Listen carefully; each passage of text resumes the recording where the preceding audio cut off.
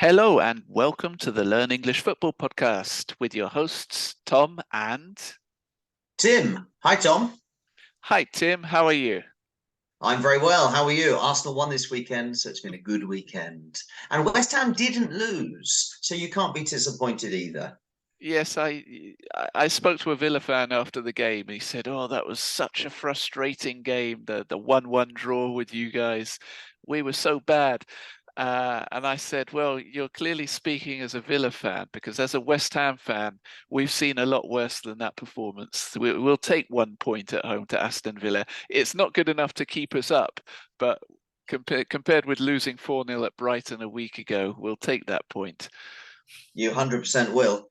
Anyway, Tom, are we here we're not here to discuss our own team's fortunes in the Premier League team. We've got a bigger story that's unfolding as we speak. Even today, I think we've got a latest development on it.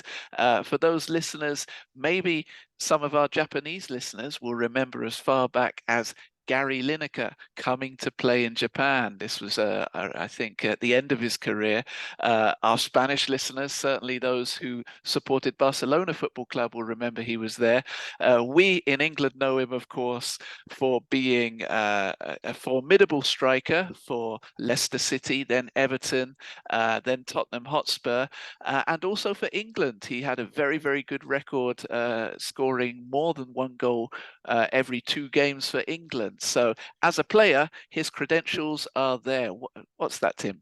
I think what he's known for is really you can really tell somebody's age by what he's known for. If you ask me what he's known for, a packet of crisps, Sultan Lineker instead of salt and vinegar. He was the face of Walker's Crisps, being a Leicester player, and Walker's being a company from Leicester. Actually, they named the old stadium after Walker's. So yeah, he won the Golden Boot in the 1986 World Cup. So as you say, his footballing credentials are right up there. And more recently, probably our younger listeners will know him as a TV presenter. I mean, he's been working on the BBC for almost 30 years. He has. He is the presenter of their flagship show. A flagship show is the famous show that the BBC is known for, which is their highlight show of the Saturday night football games. It's called Match of the Day. It's on every Saturday night on the BBC. Gary Lineker has been presenting it for a long time now, and generally he's been considered to be doing a very good job because I believe he's the highest paid employee at the BBC, and I think that's testament to his popularity with football fans and perhaps a wider audience beyond football. But it's not all plain sailing, is it, Tim? No, it's not. It's certainly not. It's been a rough couple of days for Gary Lineker and the BBC on the whole. He's got this clean cut image, this boy next door reputation. And when I say a boy next door reputation, I mean a very normal person, the kind of person that uses the kind of language that people use themselves. And when I say clean cut, it's actually from shaving. The opposite of what me and you are with our beards. If you're clean cut, you're well groomed, you've shaved very well. But a clean cut person is a clean person, someone who presents themselves very well, honest. That's the reputation he has. I think let's go through what's happened. I think over the last couple of years, he has become a more divisive figure, especially for non-footballing reasons. He has become increasingly vocal when it comes to certain social issues. Issues that are close to his heart are racism, immigration. I think also the stuff in Qatar. He was also very vocal. I think he might be very vocal on environmental issues. So you could bracket him as generally being someone who pushes maybe the progressive agenda. And that's at the heart of what we're going to talk about here, because as you say, Tom, it's been a tough couple of days for Gary Lineker, and this is what I want to explain. So, Gary Lineker recently, in a tweet while he wasn't working, criticised the Foreign Secretary, the Conservative Party, the government's Foreign Secretary, Suella Braverman, and her policy towards refugees, asylum seekers arriving in boats from France. He said it was an awful policy, and he said it reminded the language that the Conservative Party were using reminded him of 1930s Germany. Of course, we're talking about Nazi Germany here. And there was a strong reaction. There was a very strong reaction. Initially, the reaction seemed to be quite against Gary Lineker, and for two reasons. Firstly, there were people who disagree with his comments, that they don't think that the government is behaving in a similar way towards people coming to the country as the Nazis did. And secondly, people who took issue with him using his position in the public eye at the BBC. As you said, he's a figurehead for the BBC, a figurehead meaning someone who represents them, to push his personal beliefs, his personal political beliefs. And this was last week. I think everyone expected it to blow over. And when a news story blows over, it just kind of naturally dies, it settles down, and it stops being a problem. But then I think it was last Thursday, Suella Braverman, the politician in question, got involved in the conversation, and she actually said that she felt very hurt by these comments, and that she didn't think it was right that he was saying this working for the BBC. And that's when things started getting serious. When the BBC feels like it's being criticised by the government, then it feels like it has to react. When it's being accused of not being impartial, some of our listeners who have watched our TikTok videos will know the meaning of impartial. A referee should be impartial. They shouldn't favour one side or the other side. Another word is to be objective or to be unbiased. And the accusation was that he was making a political statement. He was expressing his personal opinion, and exploiting his position to get that much reach. And when I say reach, I mean on Twitter, on online. There are millions of people that follow him, and so therefore what he says does reach a lot of people. Over the weekend, on Friday night, Gary Lineker was banned by Richard Sharp, the CEO of the BBC. He was banned from presenting the Match of the Day programme for this weekend. As you say, Match of the Day is the flagship sports highlights programme for the BBC. And as a consequence, there was a boycott. A boycott is when people refuse to do something to try and make a point. And there was a boycott by almost all sports journalists, sports pundits, sports commentators across the BBC, and they had to cancel huge amounts of sports programming on television, on radio. It totally destroyed my weekend. I'm sure that wasn't their main consideration. So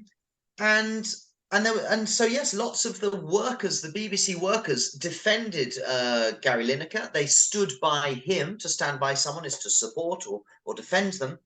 And then today, Richard Sharp has come out and he said that, he's apologised to Gary Lineker for how he was treated.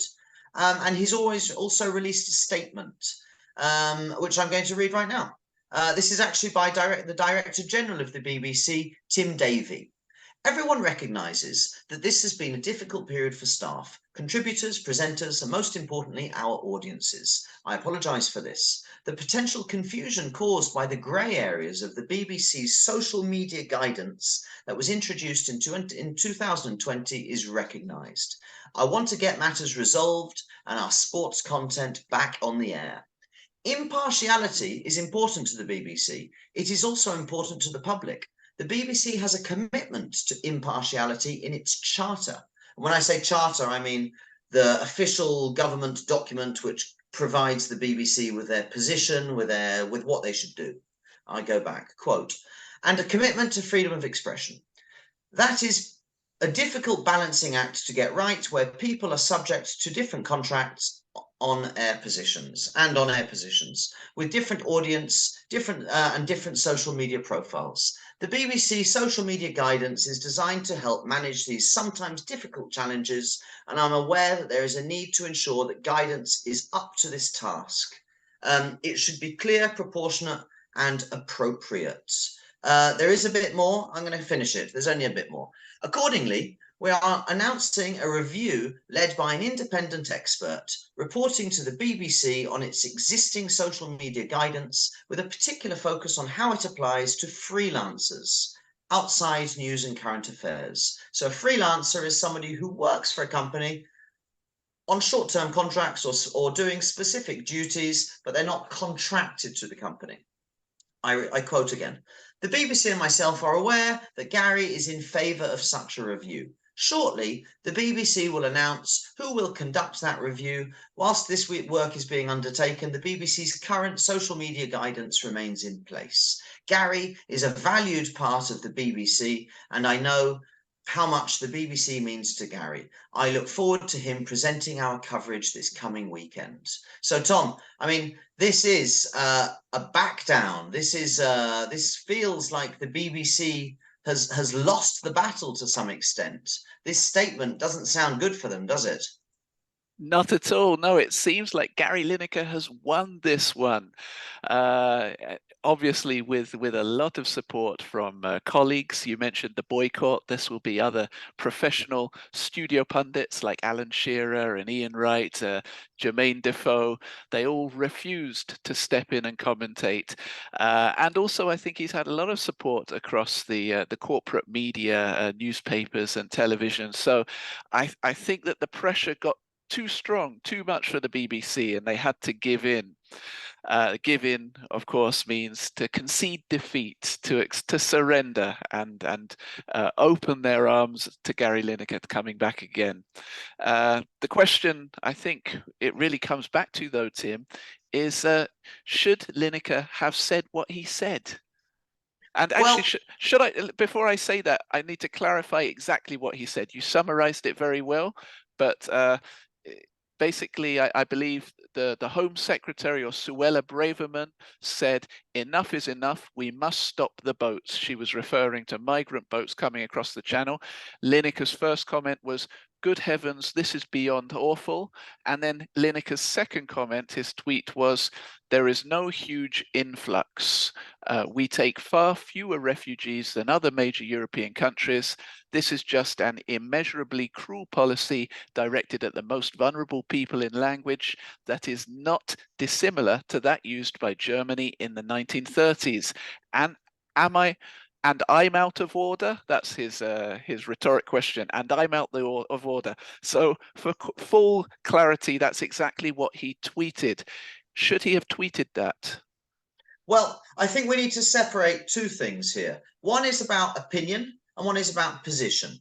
Personally speaking, I absolutely support 100% everything that Gary Lineker said, his opinions. He has the right to his opinions, and personally, they're opinions that I agree with. However, I think there's a bigger picture at play, especially in the modern world.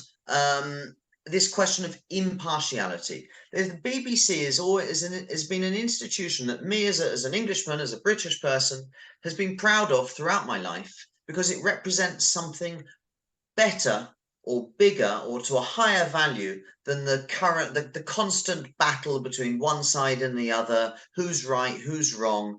And in the modern world, with so much access to information and so there's very few ways to authenticate this information, an organization which tries to be impartial as much as possible, I think, is an invaluable, a priceless asset to any society. And when I say invaluable or priceless, I mean a value so high that you cannot comprehend it. You cannot put a value on it. So, although I do agree with Lineker's comments, my questions do start. I do start asking myself questions when it comes to should he have said it, and then I find myself asking myself, so is he a prisoner of the BBC? I 100% wouldn't expect Gary Lineker to stand up on the BBC Match of the Day programme on a Saturday night at 10:30, just having finished the West Ham draw, and then to express his political opinions. But he wasn't doing that. He was sitting possibly at home, definitely in his own time. So how much does the BBC have a right to enter into the essentially the permanent lives of all of these people? But at the same time, you could say, you look at other players from that 1986, 1990 England World Cup team. Well, I don't see Chris Waddle with 200 million followers on Twitter or whatever it is. So I'm also thinking that Gary Neville's position in the public eye is due to the BBC. and to an extent, I don't know to what extent, but certainly to an extent. So again, is he exploiting? Does he have this public position, this platform to express his opinion due to the fact that he works for the BBC? So I don't know. I definitely support his opinion. I support his right to an opinion, but I'm very internally, I don't know. I'm not 100% sure where I stand. What about you, Tom? Uh, I was mulling over this topic. To mull something over means to give it a lot of thought, consideration, and I can come at it from three angles, really. On a personal level, I don't mind if Lineker leaves my TV screen forever. I'm not a big fan of Gary Lineker. As a player, I thought he was fantastic. As a TV presenter, I felt that he's become a little bit smug over the years. Smug is an adjective that describes someone who's a little bit too, what would you say, self-righteous or Confident in their confident? own ability, Yeah, but confidence, maybe bordering on arrogance, I yeah, in an think, arrogant smug. way, Yeah. So yes. so on a personal level, when you said that Match of the Day had no commentators in the studio, and that ruined your weekend, I actually felt, oh, I'd have really enjoyed that episode of Match of the Day if I could just watch the players and not listen to Lineker. But putting aside my own personal feelings, going on the words he said, uh, I put it down to something called reductio ad Hitlerum. This is Latin for reduction to Hitler. It's when you attempt to invalidate or discredit an opponent's argument, but on the basis that it's the same view held by held by Hitler or the Nazi Party. It's a form of ad hominem argument where you attack the person rather than their idea.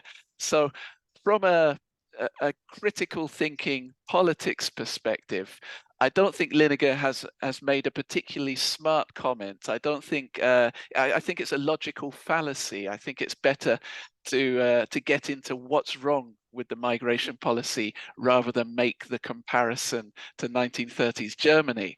However, from another perspective, should he be allowed to make that? I would put it down to the terms of his contract with the BBC, and this seems to be where we have the controversy. What does it mean to be impartial? I don't know the exact details of his contract, but I do know a few years ago he was challenged by a cricket commentator called Jonathan Agnew, and Jonathan Agnew told him. Yes, he made a comment that, Gary, you are the face of BBC Sports. Please observe BBC editorial guidelines and keep your political views, whatever they are and whatever they're subject, to yourself. I'd be sacked. Sacked means fired, thrown to the street, if I followed your example. Lineker responded by saying, Jonathan, I'm the face of my own Twitter account. I'll continue to tweet what I like, and if folk disagree with me, then so be it. So here, for me, is the heart of the issue. Is someone who's just contracted as a kind of a side figure for the BBC for one TV program allowed to use Twitter to make their own public opinions? Maybe he's crossing the terms of his contract with the BBC. Maybe he isn't. Jonathan Agnew thinks he is. Gary Lineker thinks he isn't. I don't know what that contract is, so I'm not entirely Yeah, I mean, sure. it's complicated. I mean, Agnew has also had his problems with the media. I mean, he's been accused of being a racist by the Guardian a couple of times. But it's a complicated one. It's a very complicated one because it is this free speech. Personally, what is impartiality? Because I think that if the BBC just wants to be impartial, then really they actually would lose a lot of their content because nowadays almost everything is politicized. So I think the BBC is the biggest loser in this because Gary Lineker is going to get his job back. He's already got his job back. He's not going to lose it. And if he was to tweet something similar in the future and be banned and have the same amount of boycott support by the rest of the pundits, then he'd be reinstated once again. To be reinstated is to get your job back. So I think the BBC has misplayed this, and to misplay, I mean to play it badly. I think that the obvious option for them would have been they've had one opinion strongly on one side of the argument. So to maintain impartiality, they could have just put another person on the other side of the argument. I mean, we saw it with Brexit. Every time there was a Brexit conversation, there was always one expert promoting staying. There was one expert promoting going. The quality of their assessments was never analysed. So the BBC, it's not the first time the BBC has had to deal with a difficult political issue. In fact, it's definitely not the first time. The BBC is a news reporting organisation, so they should have ways of dealing with this kind of thing.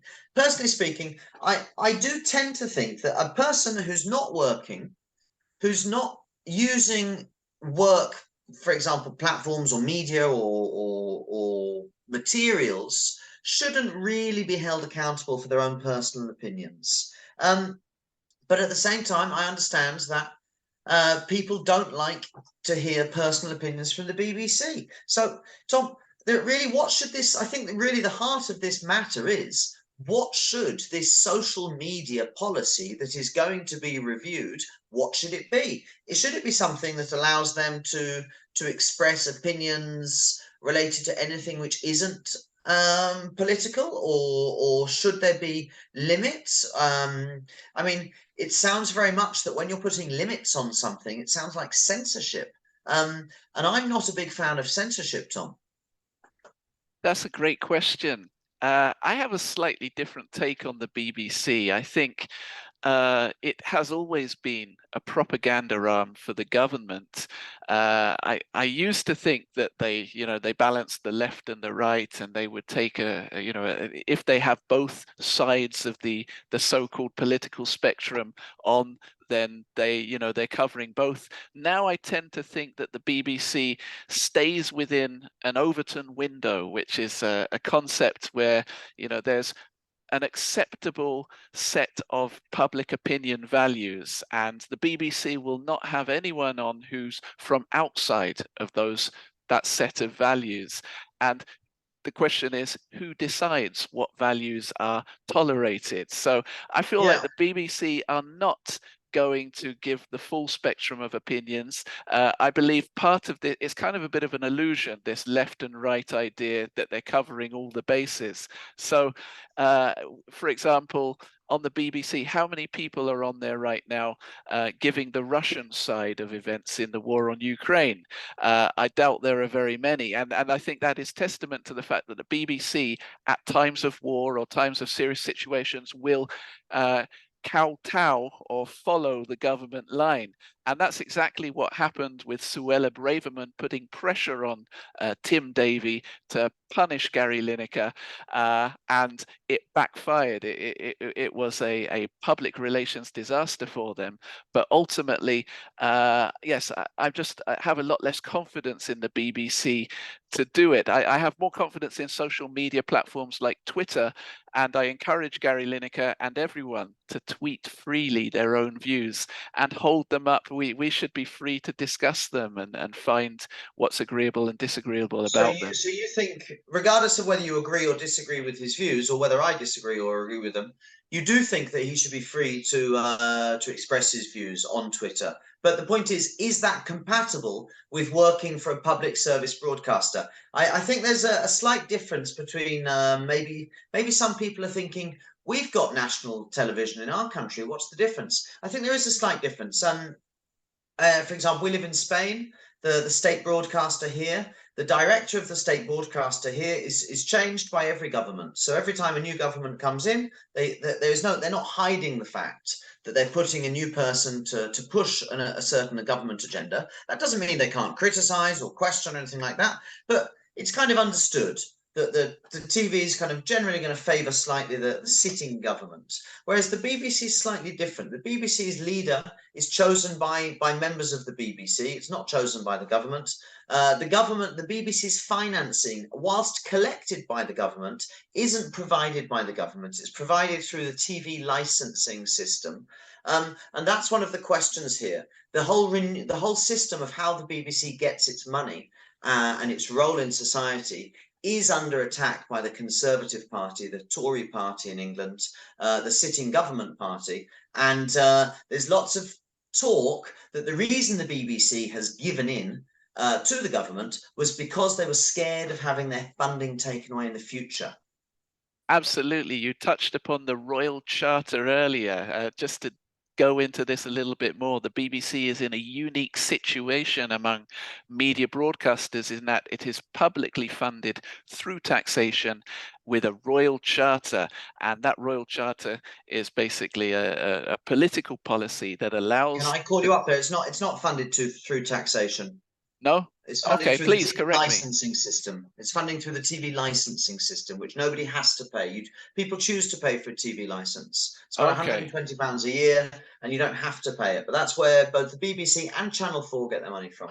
I But see. Channel But 4 also gets money from advertising. so the Channel 4 is another example of a TV station that is under the Royal Charter, where they have access to public money, of course, voluntary. If you don't have to pay your license, but if you do pay your TV license for the services, then that money through the taxation will go to the BBC. And I understand that's up for renewal in 2027.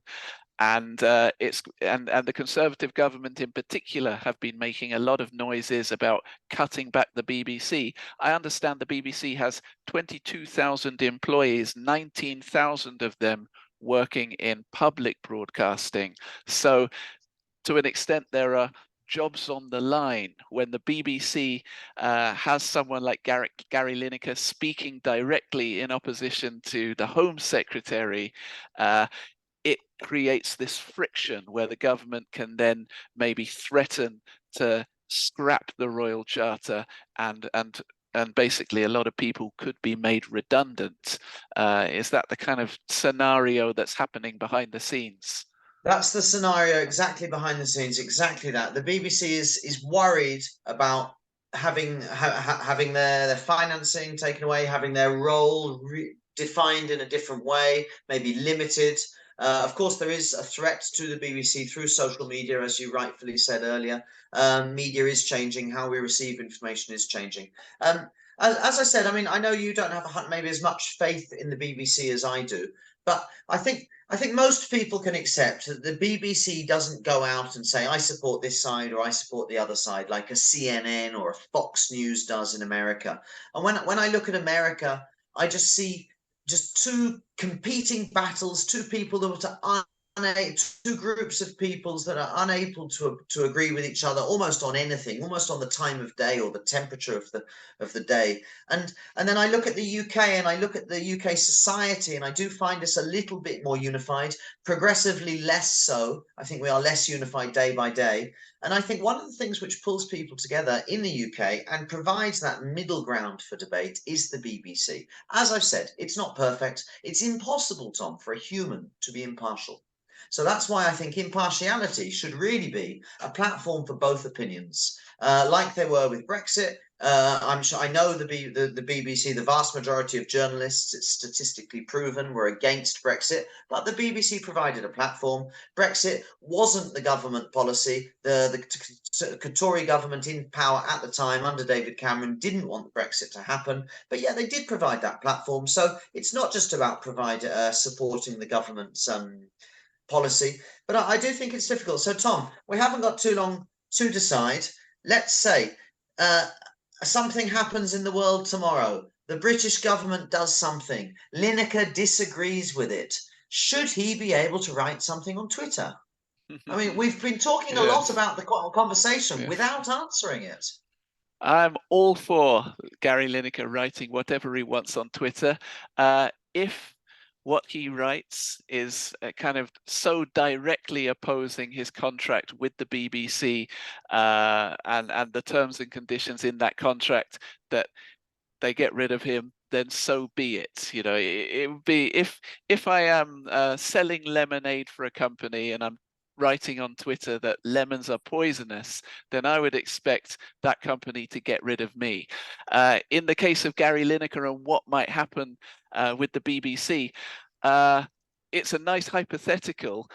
I suspect that this story and the reason why it's got so much traction, so much pull across all the main broad streets is that it's a wonderful diversion. So when I see a story like this exploding, I'm going to be thinking, what don't they want to report on? And, when I'm looking around the news, I'm wondering, could it be these 10,000 tweets that have been released about Matt Hancock, the health secretary? Is there something there that they don't want us to see? So the Gary Lineker thing is the distraction to get us all arguing about whether Lineker's right or wrong.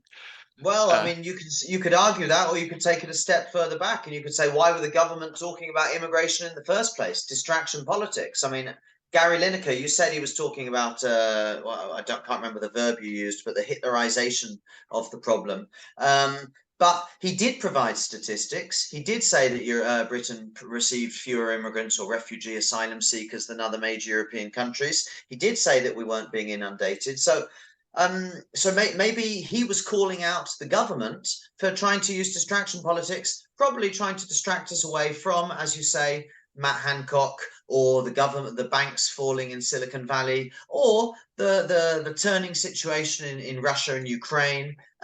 So it's very difficult to see what comes first, the chicken or the egg. But I agree with you, Tom. I think he should be allowed to comment. And I think the heart of this conversation is the BBC social media policy.